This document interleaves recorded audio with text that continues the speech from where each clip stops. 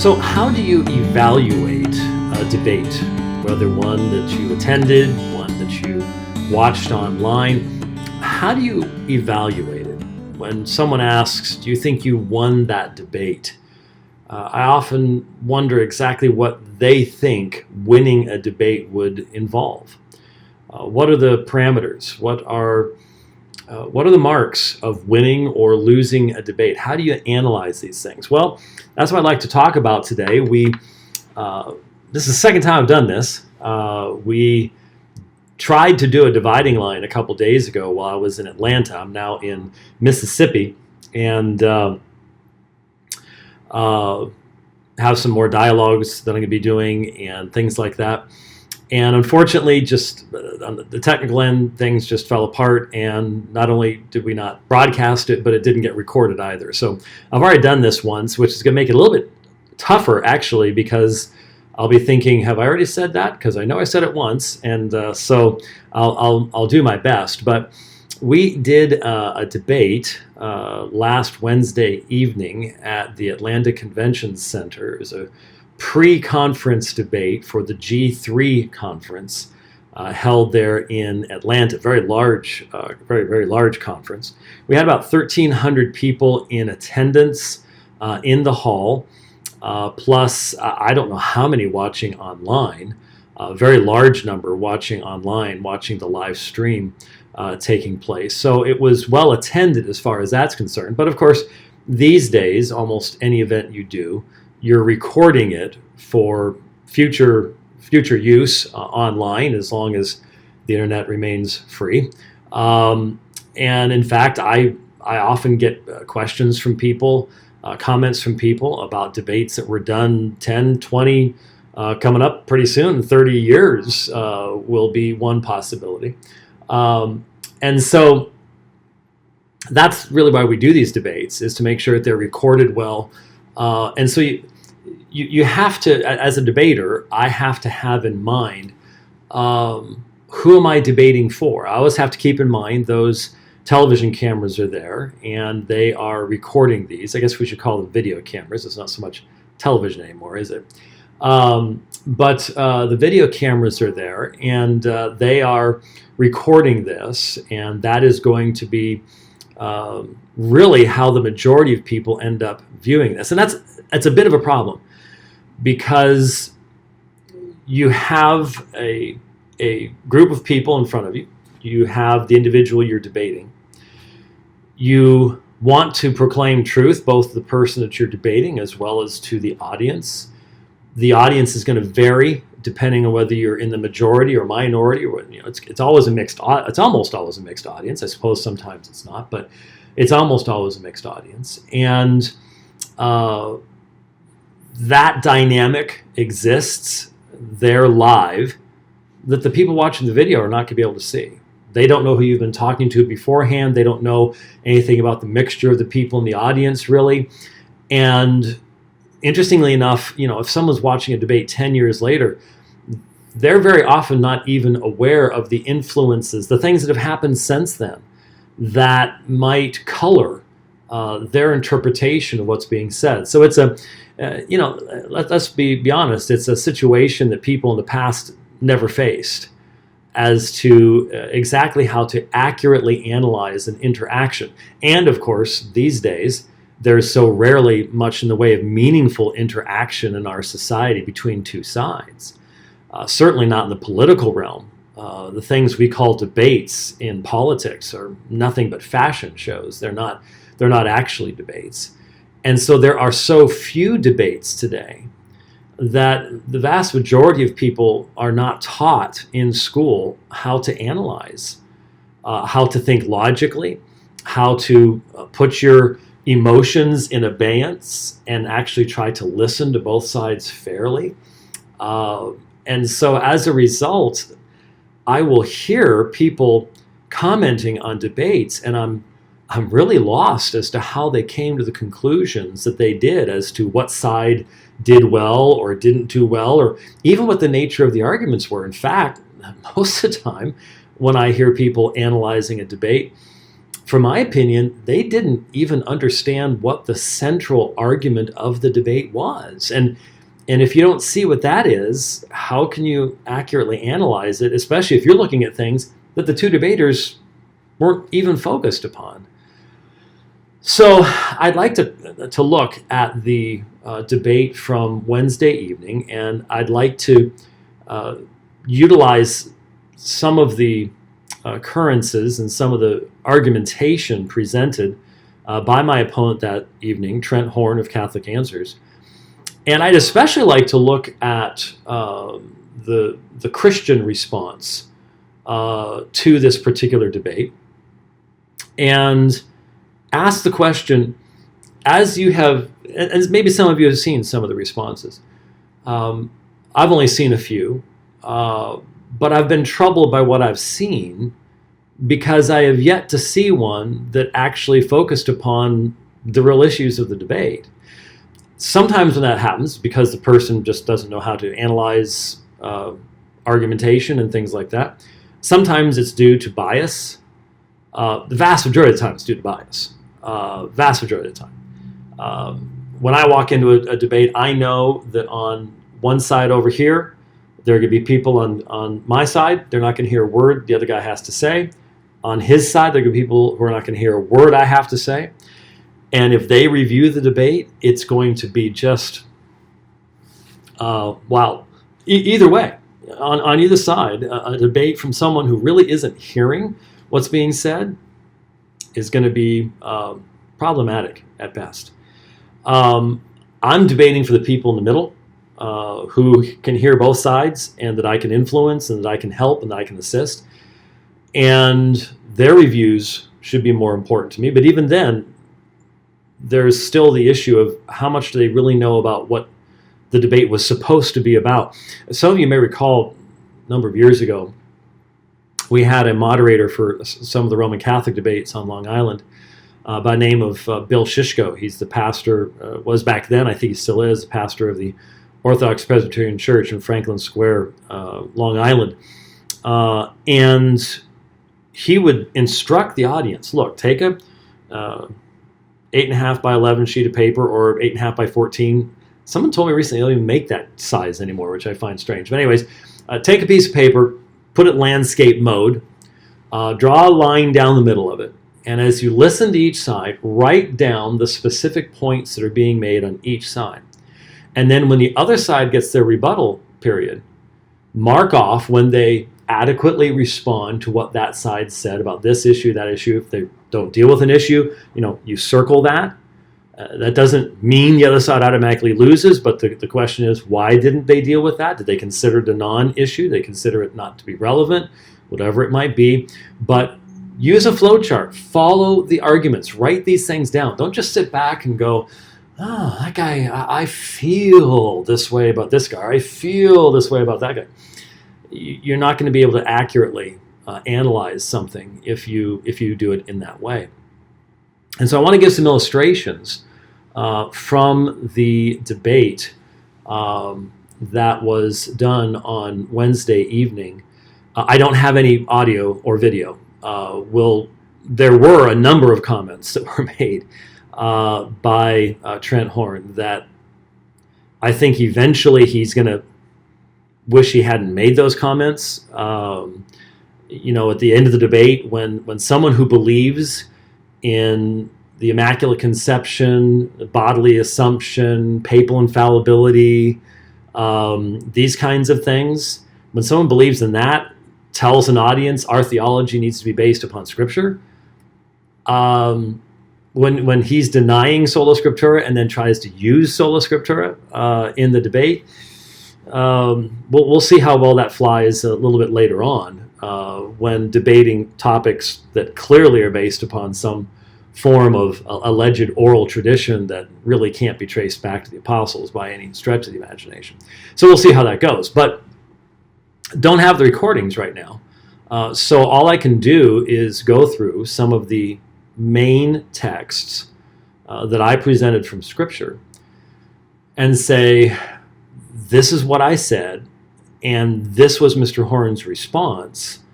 And as such, The careful person doing the flow chart is going to go failed response here, failed response there. And once you get enough failed responses on one side of the ledger, you now have a basis for making a decision concerning how the debate actually went. And so I think that's an important aspect of things.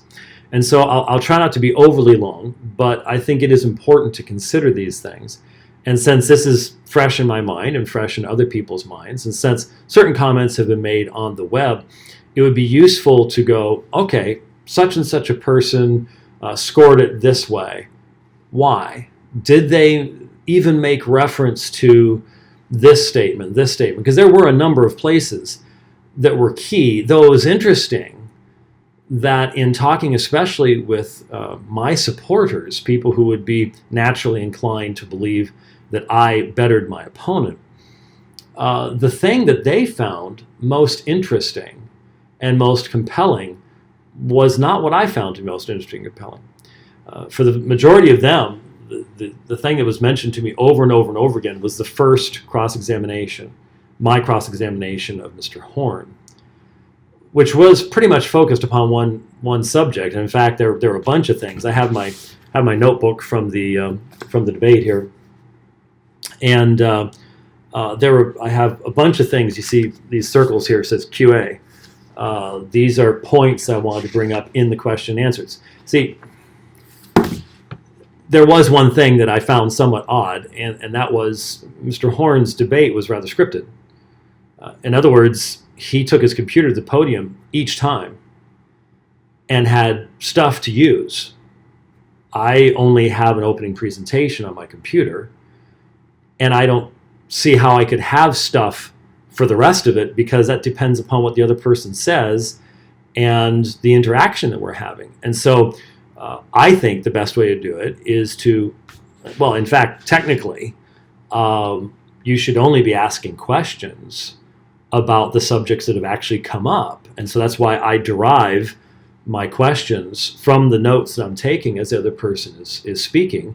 And I mark them, and some I mark with like an asterisk. So that's something I'm going to address in my rebuttal period.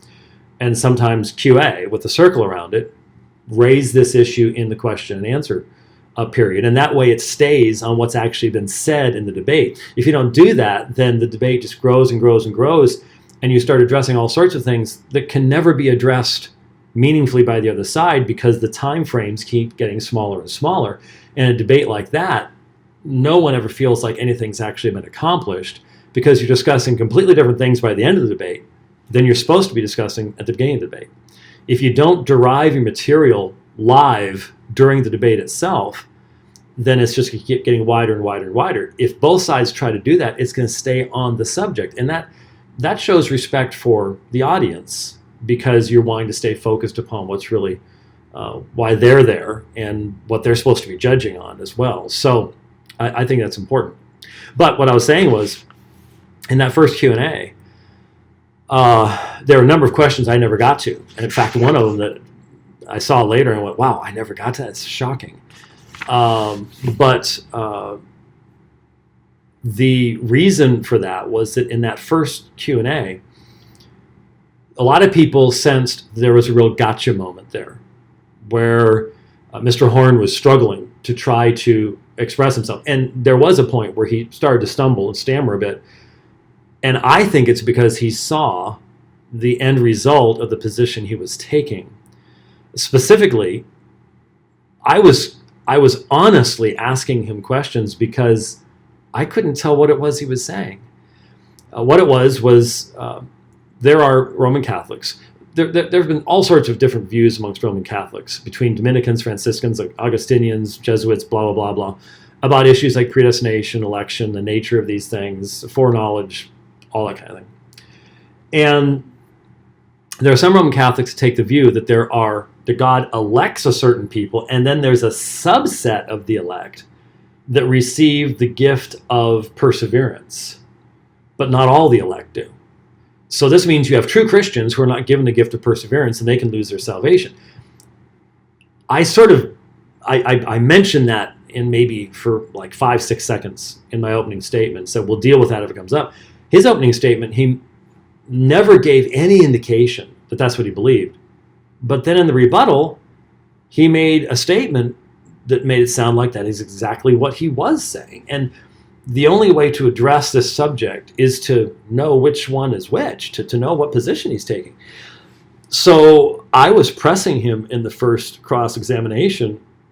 In other words, I didn't just give one question on one subject and another subject and another subject. I kept pressing him on the same topic because I didn't understand what he was saying. And I don't think anybody else did either. That's the point.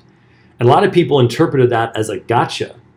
When the reality was, I think Mr. Horn just realized, because I basically said to him, I said, okay, so as I was pushing, so there are people where their free will does not determine whether they are eternally saved. They have been given the gift of perseverance, and they will persevere to final salvation. Is that what you're saying? So there are elect people given a gift of perseverance by God, and their salvation is fixed and certain. Is that what you're saying? And I think he realized that if he said yes, then he's agreeing with me. And the only disagreement we have is whether there's such a thing as a true Christian who is not given the gift of perseverance, but that on the theoretical level, that there are elect people given the gift of perseverance who without fail will receive salvation. And I don't think he wanted to say that, though that's the only logical utilization of the idea of the gift of perseverance. And then in trying to push that, he sort of really got trapped in his own words, because then he at one point said, well, people that God foresees are going to love him and believe him and continue in the faith. Is like, okay, so God gives a gift of perseverance to people he foresees are going to believe and persevere. So why would he need to give them the gift of perseverance? And so a lot of people saw that as a failure on Trent Horn's part. Some people saying he clearly had just never thought that through. I don't think it wasn't that he hadn't thought it through. I think it was that he was looking at it and trying to not say certain things that could be used in that particular debate. But for me, that really wasn't the issue. I mean, okay, yeah, in that particular cross-examination, okay. But that, and is that relevant to the thesis of the debate? Yeah. But I just didn't see that as the central issue. I had made a presentation. I had brought forth a number of texts. He later on talked about just a few texts, but that wasn't the case. And of course, the texts I focused upon down through church history, people have recognized are these central texts that deal with these particular issues. But I had made a presentation primarily based on John 6, John 10, Romans 8, and then I had added in the mechanism by which security is not illustrated, but made sure, and God's justice is protected, and that is the concept of justification, the imputation of Christ's righteousness to us, so on and so forth, which Rome, of course, denies this, and this was central to the Reformation. And of course, if I believe what Trent Horn believes about predestination, if I believe what he believes about justification, the nature of the imputation of righteousness, I could never believe in the idea of eternal security, the preservation of the saints, because there's no basis for it. But I had made positive arguments from those texts, and the careful reviewer of the debate is going to want to ask the question, when Mr. Horn responded to these texts, did he do so in a consistent and meaningfully exegetical fashion? You know, in the same way, when I started talking about prescriptive and the prescriptive and decretal wills of God, prescriptive and descriptive in regards to how we view the warnings in Scripture, the commands in Scripture, enduring to the end, so on and so forth, you have to go, well, which one has the best argument there in light of the totality of Scripture? You have to go both directions. And I'll just be perfectly honest with you. If you analyze the answers that were given by Mr. Horn, especially on John 6, John 10, and Romans 8, not only are they inconsistent, there is no consistent hermeneutical thread through those responses. They're contradictory to each other in the sense of the methodology that's used. But on an exegetical level, they are utterly indefensible. And in fact, the last note that I made, the very last note down here at the bottom, which would have been actually in his closing statement, was total capitulation on John 6:44. We'll get to that in a moment. But yeah, the arguments that were presented, if a person understands the process of meaningful exegesis, were exceptionally poor. And I have yet to see anyone who commented on it, even those who've said he won, or Protestants who would say, well, it was pretty even, or I score it this way for Trent Horn. Not a one of them, or even, be honest with you, the people on my side, have raised the central issues of the debate, and that should be what it's being judged on. Let's get into them. John 6:37. There was a little bit of confusion on Mr. Horn's part because of the fact that he initially made the statement that John 6:37 says that conditionally a person must be coming to Christ, and this becomes the condition. And then he corrected himself because he was actually thinking about later on in John 6. And he was basing this upon my statement in my published works, Drawn by the Father, the Potter's Freedom. I think he was probably quoting from the Potter's Freedom, if I recall, where I emphasized the fact that in John chapter 6, saving faith is a present tense ongoing. The one coming to me, the one eating, the one drinking, the one believing, the one coming, the one looking in John 6:40. And of course, nowhere in any of those texts did I say this is the condition that makes the other possible. I wasn't saying that Jesus can't save unless this condition is fulfilled on man's part. What I was saying is, this is what true saving faith looks like. The work of the Spirit of God in a person's life is going to result in an ongoing, persevering faith. So he was actually applying these things backwards. So you can't quote my works and say, I was saying there was a condition that had to be fulfilled on man's part. What I was saying is, when God does this work, the result is going to be this. So that was a bit of a misuse of my text. But all the Father gives me will come to me, and the one who comes to me I will certainly not cast out. In each one of these texts, what the synergist does, and it's not just Trent Horn. One of my biggest desires in this debate was for non-Roman Catholic synergists, those who have abandoned the view of the deadness of man in sin, who have abandoned the view of God's kingly freedom in salvation, that these synergists would recognize that in reality they are much closer to Rome than they are to me, and they are to the Reformation. As I said, they're paddling around out in the Tiber River, and they're pretty close to the eastern bank of the Tiber River, and which is the bank closest to Rome, if you know where the Tiber River goes, and the Milvian Bridge and stuff like that. So one of my desires was that would come out, and man, did it. I mean, if one of the goals for me was that synergism would be seen for what it truly is and how it destroys grace. In fact, here's what I wrote. Tremendous example of how synergism destroys grace and God's ability to save. And as I think of a number of the synergists out there, Baptist synergists, so on and so forth, man, I hope they listen to that and realize I'm in the same camp. I am on the exact same page as the Roman Catholics are. on this issue. And I think that came out very, very clearly. So John 6:37, what was the response? Well, there's a conditional. Well, actually, it comes later on.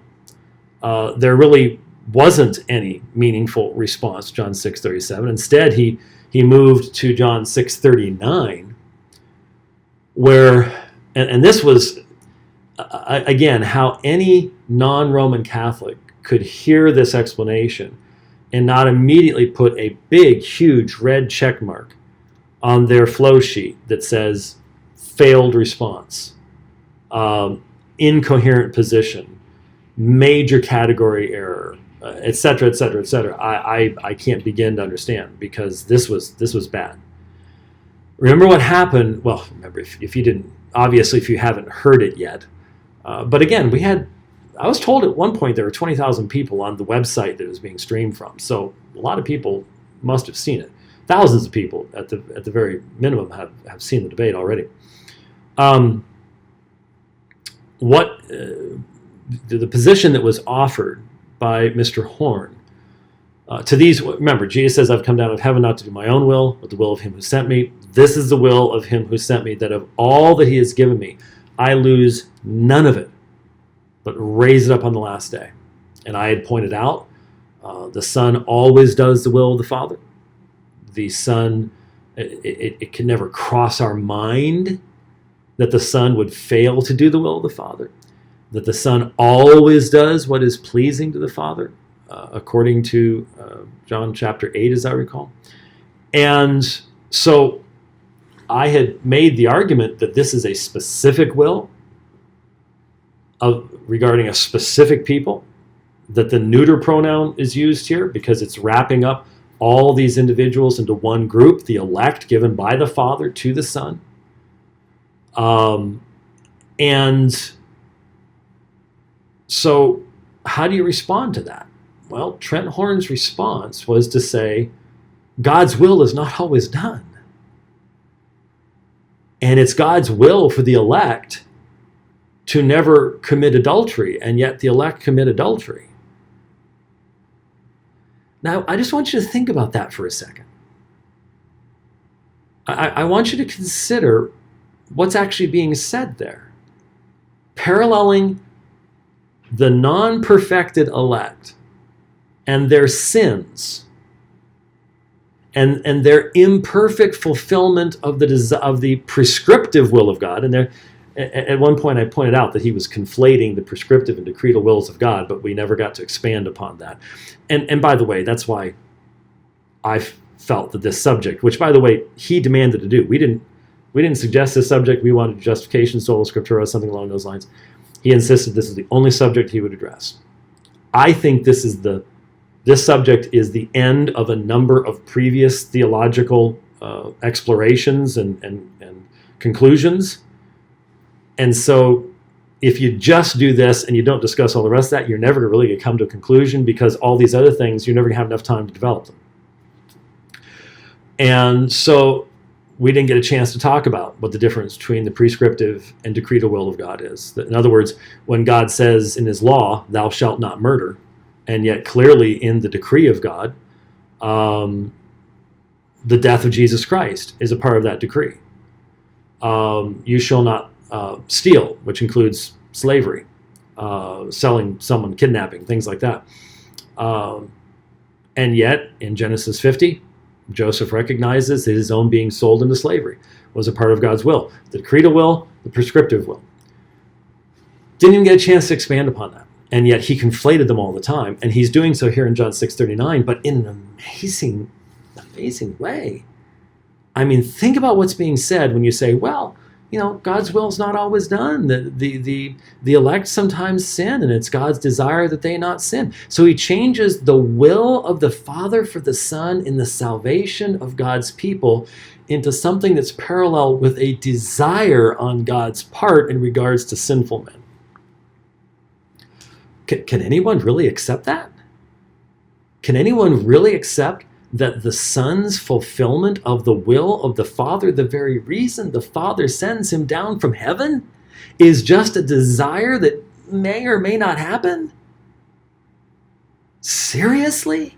I mean, that is an abject theological and exegetical faceplant. I have not heard a single person make a comment that, wow, I can't believe. Well, I heard people in general saying, wow, that was bad eisegesis on his part. So maybe that's what they're referring to.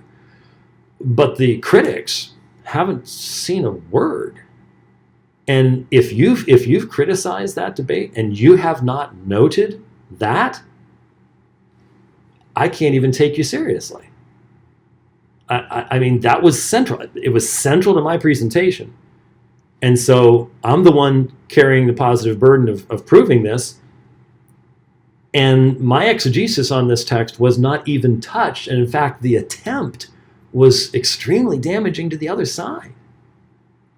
If people are thinking clearly about what is being said. And that's where, I just have to, look, I have to trust that the Spirit of God will utilize these things as he sees fit. And I realize that exposing people to error will cause people who are not one of Christ's sheep to embrace error. I get all of that. But I trust that God will use his word in the way that he chooses to do that. And sometimes it's for salvation. Sometimes it's for judgment. Just as we distribute tracts. Some of these tracts go out for salvation. Many of them go out for judgment. Because they're either going to be torn up, thrown out, or a person reads them and is hardened in their rebellion against God. That's the nature of gospel proclamation. That's what happens. So the John 6:39, complete failure. Just a few verses later then. And this came up a little bit later in the debate because I hadn't spent much time on it, but he raised the issue. I think it may have started to come up. Might have started to come up in rebuttals, certainly came up in cross-ex, and so it was there by the end. Jesus says, no one can come to me unless the Father who sent me draws him, and I will raise him up on the last day. And I had pointed out that his interpretation on John 6:44, basically what he said was, well, there's nothing here that says that all those who are drawn are raised up. And I smiled, because no one who's actually read John 6:44 in the original language could ever say that. It is painfully obvious.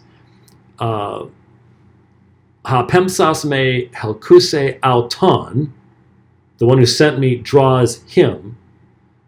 Kago anastaso auton ente escate hemera. So the one who sent me draws him, and I will raise him on the last day. As I pointed out in either my closing statement or when I had some opportunity to do so, what Trent Horn did was there's two words, kago anastaso, and I will raise up. See, in English it ends up and I, when you got all these words. It's just two words. And in those two, that little gap between auton and kago, Trent Horn inserts the entire sacramental system of the Roman Catholic Church between those two words. That's eisegesis. All those, the very statement he made is directly opposite to the statement of the text. Yes, everyone who's raised up was the ones who were drawn. It's the same hymn. I have never had anyone be able to argue from the text of John 6. They always have to run off someplace else. They can't stay here. They can't do what you have to do serious exegesis. They can't do it to prove that the hymn that is drawn is different than the hymn that is raised up. But every synergistic system has to distinguish between those two. They can't believe what's actually there in the text. It's because it's against their theology, which, of course, what he was always saying about me. There's a lot of projection that went on by Mr. Horn at that point. So there was no meaningful in regards to John 6:44, after he tried to say, well, there's nothing in there that says everyone who's drawn is raised up. Yes, there is. It's the same hymn. So then later on, he says, well, yeah, you will be raised up if you, and I was writing this down, so this isn't a quote, but it's as close as you can get. If you remain in that grace. And so even though the point of John 6, from 37, well, even before that, but through 44, is the power of God in salvation, God's ability to save, the role of the Father and the Son in perfect unity and bringing about the salvation of God's people. It's all this stuff. The synergist is always having to try to find a way to exalt man's power to the detriment of God. Because synergism is the way by which man controls the grace of God. It can be simplistic synergism or complex synergism, the massive sacramental system of Rome, and every kind of spectrum in between. But synergism is how man controls the grace of God. And you can exalt the grace of God and say it's 99% of God, but as long as you got that 1%, it's what's in control. And so you have people on both sides of the Tiber River. Well, really not both sides. You've got the people paddling around the middle of the Tiber River and the people on the other side of the Tiber River in Rome. And what do they have to do? They have to ransack the scriptures, looking for places where God tries to save somebody and fails. I've watched quote-unquote Protestants. We've talked about certain synergists out there just over the past number of months on the dividing line. And they're ransacking the scriptures. Got to find some place where Jesus died for somebody that goes to hell. We can't have a perfect atonement. It has to be conditional upon us. What a life. Ransacking the scriptures, looking for places for Jesus to fail. And yet that's what you have here. You have to do it. It's necessary to maintain synergism. These texts that talk about the inability of man and the power of God, the synergist turns to the power of man and the inability of God. Why didn't that come up? Why isn't there articles about, did you see the amazing statements made by Trent Horn? Elsewhere he made something about, I never saw anything of what James pointed out about how Christ's atonement is perfect. Like I said, once we got the recordings, I can just put together some of these, and you're just left going, okay, all right, pretty clear stuff. That's why I appreciated the debate. It wasn't, he wasn't trying to sugarcoat stuff, and that's good. I appreciate that. I find it frightening to ever have to be responsible for those statements, but there you go. There you go. So there was the issues in John 6, and anybody doing the flow chart, analyzing arguments, is going to go, the exegesis offered of John 6 by James White was consistent, exegetically sound, and never touched by Trent Horn. Wasn't even close. I haven't seen that. If that does not appear in any meaningful attempted review, then it's not a meaningful review. But there's more. There's more.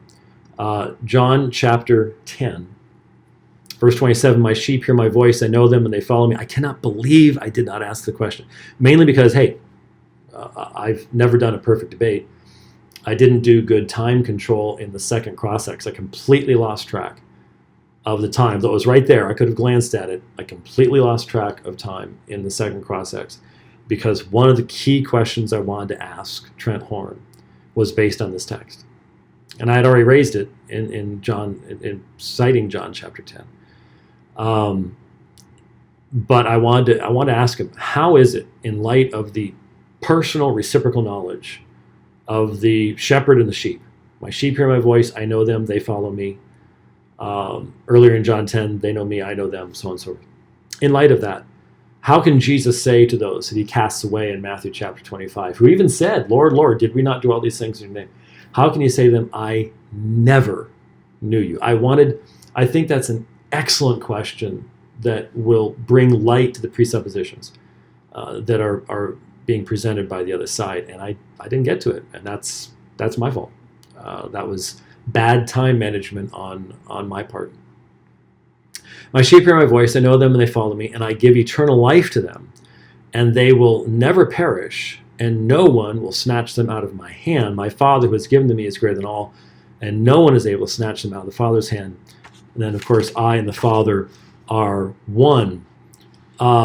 Here, where once again, the power of the shepherd, the power of the unified actions of the Father and the Son is the focus of the text. The synergist is desperate, once again, to find some way of inserting the controlling authority and power of sinful man. In this case, the sheep. Need to have the sheep in charge. Ever thought about that? Yeah, the synergist has the sheep in charge. The sheep chooses whether that's going to be my shepherd or not, what flock. It's when you think about it, it's humorous, but sad. It's humorous but sad. Well, what was Mr. Horn's response? Well, they hear my voice. Now, interestingly enough, it's not a present participial form here, but hearing, believing, these found elsewhere in John, so I wasn't really focusing upon that. But what he said was, continually hear my voice. So if they stop hearing, then they can be lost. And again, you just ask, so what you're saying is John intended to communicate by saying, my sheep hear my voice, that this puts them in control of the entire act of salvation. And everything else, I give eternal life to them. Well, if they continue hearing, they will never perish. If they continue hearing, no one will snatch them out of my hand, except for them, they can jump out. My Father who's given to me is greater than all, well, except for the sheep. He's not greater than them. No one is able to snatch them out of my Father's hand, except for them. That's really, honestly, what you think John meant by saying they hear my voice. This utter overthrowing of the painfully obvious meaning of the text and the emphasis of the text and the flow of the text. It's what synergists have to do when they encounter the plain teaching of the Bible on God's kingly freedom and salvation. And that's what he did. And again, there should be a big red check mark next to John chapter 10. That is not what Jesus said. That is exactly the opposite of what Jesus said, because you are saying, yes, there are people who can snatch them out of my hand. And it's them. It's interesting. When someone says, well, no one can snatch them out of him, but they can jump out of themselves, that means they will perish. It says they will never perish. Well, that must be just what God desires. That's what Jesus desires. And it's not always fulfilled. God-centered salvation versus man-centered salvation. Plain as the nose on your face. There it is. And there should be a big red check mark right next to the two texts, and we're not done. There are more texts to look at. I'm going to be fairly brief on this one, but it was very difficult to understand Mr. Horn's understanding, and because Roman Catholic theology, I just don't think has a good answer to this text. But when I presented Romans chapter 4, I was doing so, once again, to lay a fuller foundation. Why is it that Rome can't believe what I believe? It's because her fundamental theology does not have the foundation. And part of my thesis within the first minute that I opened my mouth, I said, I don't believe that a synergist has any grounds for believing what I believe about the permanence of salvation. They don't. If salvation is this cooperative effort, where God is just trying so hard, and Jesus, the Father tries hard, and Jesus tries hard, and the Spirit tries hard, but it's all up to man. Well, if your free will got you in, your free will can get you out. And so what I want to do is bring out these differences, and especially in regards to how we have peace with God, because I don't believe Rome's gospel can give you peace. And so it's interesting that in Romans 4, 6 through 7, Paul defines the positive crediting of righteousness apart from works, which is therefore what he was interpreting Romans 4, 4 through 5 to be. In Psalm 32, as the non-imputation of sin. And I'm not sure if Mr. Horn really seemed to understand exactly what I was driving at, but he admitted that sin is imputed to the Roman Catholic. But he didn't seem to catch the idea that, well, what that therefore means is that if sin's imputed to you, who is this blessed man? Well, this person has received forgiveness. But it doesn't mean you're going to continue to receive forgiveness. So I guess he really did answer it sort of the way that the one guy did years and years ago, where he said the blessed man of Romans 4:8 is the person who's just come out of the confessional before they walk outside the church. Because as soon as they walk outside the church, the opportunity for sin takes place. And so it's just that time period. Because otherwise, he walks outside, somebody cuts him off in traffic, he commits a venial sin, it is imputed to him, the punishment's imputed to him, the whole 9 yards. There is no non-imputation of sin in Roman Catholicism. And we didn't really get to flesh that out too much. But where there was another huge, big red check mark, was Romans chapter 8. For a couple of reasons. First of all, we had the very common but errant utilization of the foreknowledge defense. And I presented the law court scene, which is found a little bit after the golden chain of redemption. So, verse 31, what then shall we say of these things? If God is for us, who is against us? He who did not spare his own son, but delivered him over for us all, how will he not also with him freely give us all things? And then, who will bring a charge against God's elect? Now, if we'd had more time, I could have pointed out there's no division of the elect where you have the elect to whom perseverance is given and those to whom it's not. In the golden chain, all those who are justified are what? Glorified. Yeah, that would have been a good place to go. That would have been an excellent cross-examination question to say, how do you understand this? But a synergist is always just simply going to say, well, no, there's the golden chain isn't a chain.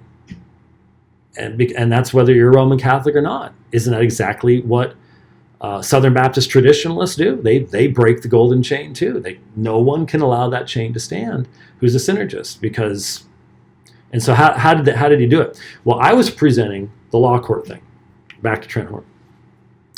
Who will bring a charge against God's elect? Because from his perspective, somebody has to be able to. There has to be somebody.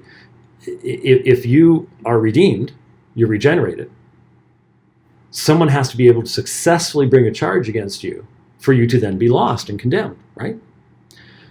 God is the one who justifies. Who is the one who condemns? Christ Jesus is he who died, yes, rather who was raised, who is at the right hand of God, who also intercedes for us. So who's left in law court to bring the charge of condemnation? No one. How is that not absolutely determinative of the subject of the debate? And realize this isn't a parable. This isn't something over here, something over there, talking about how Christians are to behave toward one another, or how you're supposed to respond to persecution. This is talking specifically about the gospel. This is talking specifically about how God saves. And what it says is no condemnation. No condemnation. There's no one to bring a charge. It's the Son who intercedes for us. And you would have to say that the Son could fail in his intercessory work. So how did he get around that? Did he give us any exegesis of verses 31 through 34? Did he talk about the law court situation? Nothing. Nothing. Avoided it like the plague. What did he do? He said, well, you need to understand, it's all based upon who he foreknew. So he foreknew they would be faithful, so that's why all the rest of this is true. And I pointed out that to foreknow is a finite verb.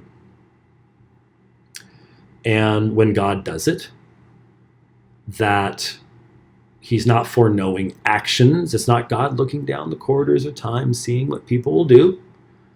Instead, every time God is the subject, the object is people.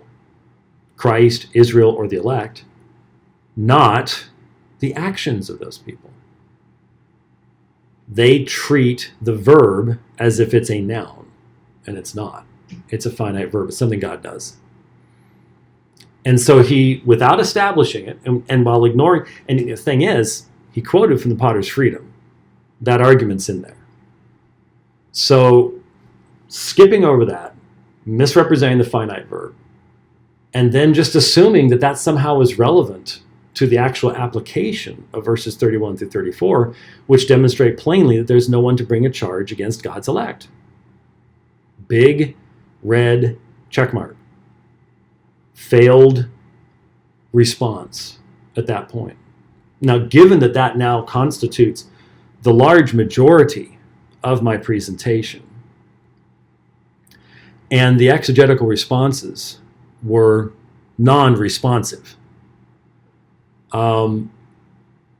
that should be the sum and substance of any meaningful debate review, because there really wasn't anything else to talk about. I suppose you could talk about the background or something like that, but unlike many other Roman Catholic debates that we've had in the past, there was no personal stuff. I mean, compare that debate with some of the early debates with Jerry Matitix or Robert Sungenis, and you'd have to come to the conclusion that both Mr. Horn and I were on Valium or something in comparison to those debates. I mean, someone out there in the net actually said I took a shot at him. Well, there are a couple things he said that I could have interpreted that way, and I have no idea what this person's talking about, me taking a shot at him or something. But it was very calm. It was spirited, but it was calm. It was respectful.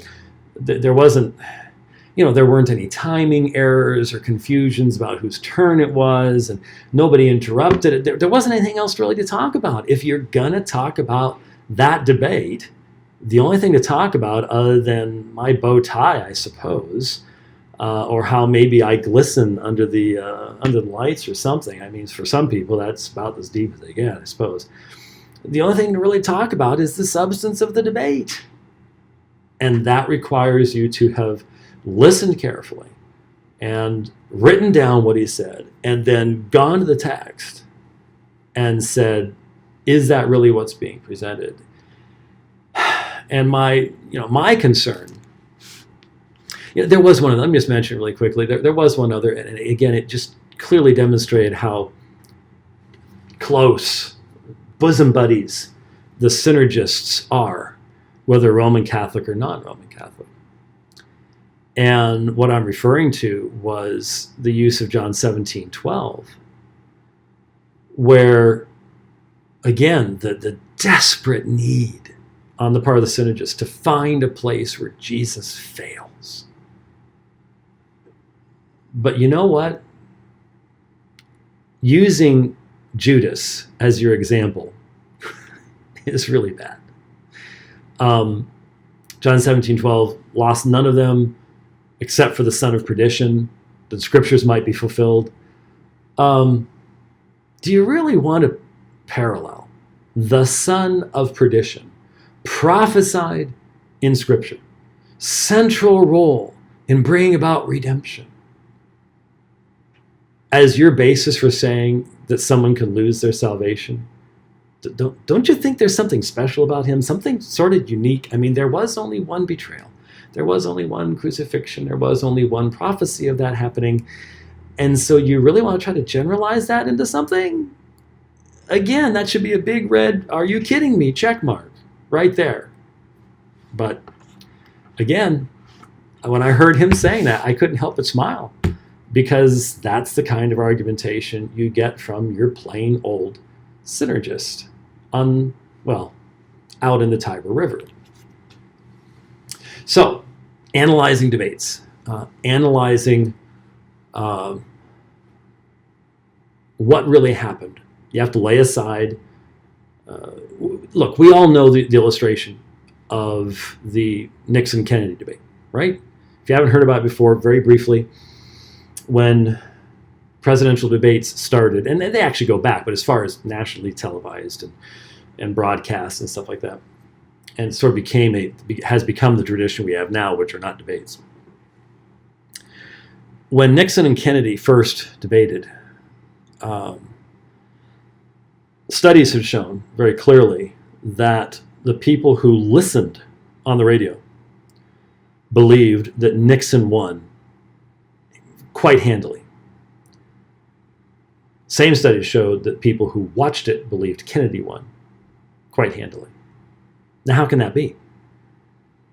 Well, obviously, there are other factors that enter into your viewing that do not enter into your hearing. And I would argue by hearing, you are forced to focus more upon content than upon viewing. Even looking at the Trump-Clinton thing, dialogues. I'm not going to call them debates. They just weren't. Argument fest, slugfest, whatever, joke.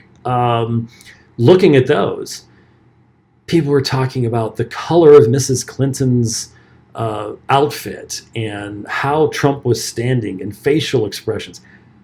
Now, I'll admit, there wasn't anything of substance to be listening to either from either one of them, but the point is there's a massive distraction that can have a huge impact upon how someone's hearing things.